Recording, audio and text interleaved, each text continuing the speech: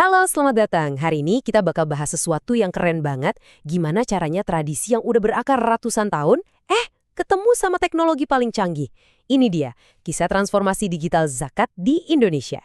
Oke, langsung aja ya pertanyaannya ini. Ini nih intinya.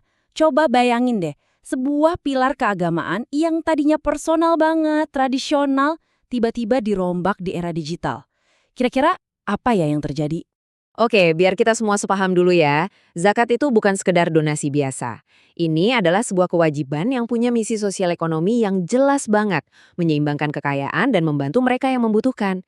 Nah, fondasi inilah yang sekarang lagi dibangun ulang secara digital. Nah, slide ini nunjukin perbedaannya dengan jelas banget. Di satu sisi, dunia yang lama, kita datang, serahin uang tunai, dicatat manual, dan kepercayaannya ya dari kenal orangnya. Di sisi lain, dunia yang baru, cukup beberapa ketukan di HP, bayar langsung, dan kita bisa lacak donasi kita itu sampai kemana secara real time. Beda banget kan? Sekarang, kita masuk ke bagian pertamanya, revolusi digital zakat. Ini bukan cuma soal bikin aplikasi baru ya, ini benar-benar perombakan cara zakat dikelola, dirasakan, dan dipertanggungjawabkan di seluruh Indonesia.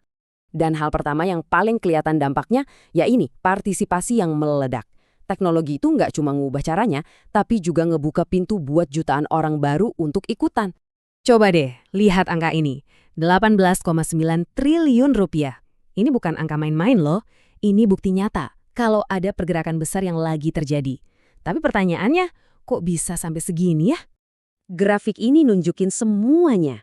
Bukan cuma naik dikit-dikit, tapi lonjakannya tajam banget. Dari sekitar 10 triliun di 2019, sekarang angkanya hampir 2 kali lipat cuma dalam 5 tahun. Apa mesin pendorong utamanya? Ya, adopsi digital. Jadi, apa sih rahasianya? Pertama, gampangnya itu loh, zakat sekarang bisa dibayar dari mana aja, kapan aja. Kedua, ini relevan banget buat anak muda yang emang hidupnya di dunia maya. Dan ketiga, ini udah jadi kebiasaan. Semakin kita nyaman transaksi digital buat hal lain, bayar zakat online juga jadi terasa wajar. Tapi kan, ngumpulin dana itu baru setengah jalan ya, Gak? Yang jauh lebih penting itu gimana cara nyalurinnya. Nah, mari kita lihat gimana teknologi bikin proses distribusi ini jadi lebih cerdas, lebih cepat, dan lebih adil. 40%. Coba bayangin, biaya operasional kepotong segitu banyaknya. Ini artinya apa? Artinya, dari setiap rupiah yang kita donasikan, makin banyak yang sampai ke tangan yang membutuhkan, bukan malah habis buat biaya administrasi. Dan yang ini, 70%. Ini angka peningkatan akurasi buat nentuin siapa yang paling berhak nerima bantuan. Jadi, ini bukan lagi soal kira-kira, tapi benar-benar pakai analisis data. Bantuan jadi lebih tepat sasaran. Jadi, di lapangan tuh, 70% itu artinya apa sih? Ya ini, proses verifikasi yang tadinya bisa berhari-hari, sekarang bisa selesai cuma dalam hitungan jam. Kalau ada yang butuh bantuan darurat, beda antara hari dan jam itu krusial banget.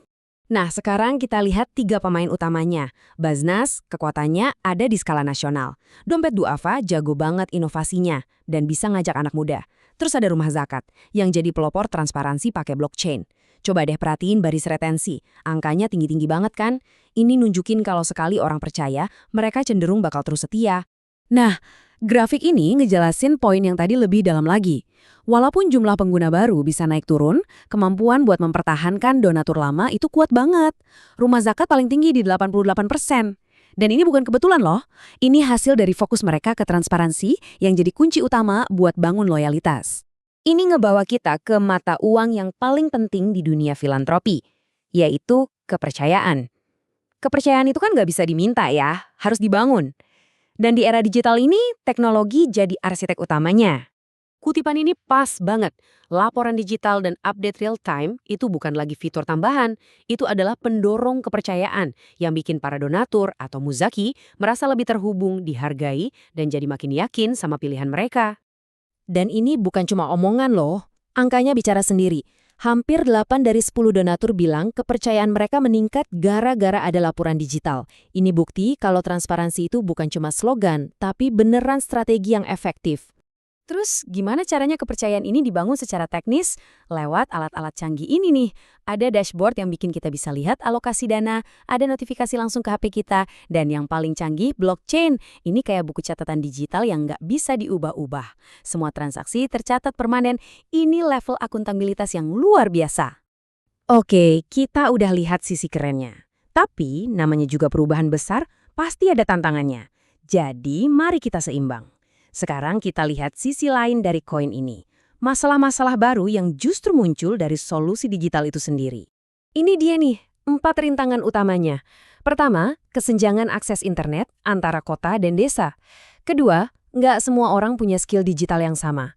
Ketiga, soal keamanan data pribadi kita. Dan yang terakhir, tentu saja, biaya buat jalanin semua teknologi canggih ini nggak murah. Dan disinilah kita nemuin sebuah paradoks. Teknologi yang tujuannya merangkul semua orang malah beresiko ninggalin mereka yang nggak punya akses atau keahlian. Ironis kan? Gimana caranya supaya solusi digital ini nggak malah bikin masalah baru buat mereka yang justru paling butuh bantuan? Tapi tenang, udah mulai ada kok solusinya. Muncul ide-ide inovatif kayak model hibrida. Jadi ada agen di lapangan yang bawa tablet buat ngebantuin warga di daerah terpencil. Ini nunjukin kalau pada akhirnya teknologi itu harus melayani manusia, bukan sebaliknya. Kita tutup pembahasan kali ini dengan satu pertanyaan buat kita renungkan bareng-bareng. Transformasi digital zakat ini emang kisah sukses yang luar biasa. Tapi tantangan terbesarnya ke depan adalah gimana caranya kita memastikan modernisasi ini bisa dirasakan manfaatnya oleh semua orang, bukan cuma yang melek digital aja. Gimana caranya inovasi bisa jadi benar-benar inklusif. Terima kasih sudah menyimak.